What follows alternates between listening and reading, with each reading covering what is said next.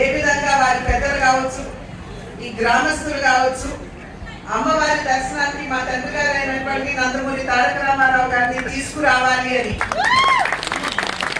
ఏ విధంగా వారందరూ కూడా కృషి చేశారో ఇందాక వారు చెప్పడం జరిగింది. అయితే అప్పట్లో మా తండ్రి గారికి ఇక్కడికి రావడం కుదరకపోయి ఉండొచ్చు, అవకాశం లేకపోయి ఉండొచ్చు.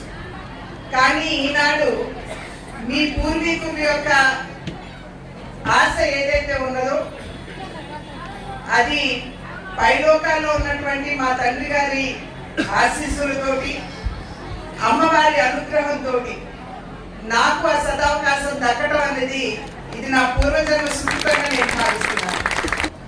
అమ్మవారి శుభాశీస్సులు మనందరికీ ఉండాలి అని చెప్పి ఆ తల్లికి ప్రార్థిస్తూ ఎన్డీఏ కూటమి ఏ విధంగా ఇప్పుడు ముందుకు వెళ్తుందో చక్కగా ఇక్కడ కూడా అందరూ కలిసి ఈ కార్యక్రమాన్ని నిర్వహించుకుంటున్నారు.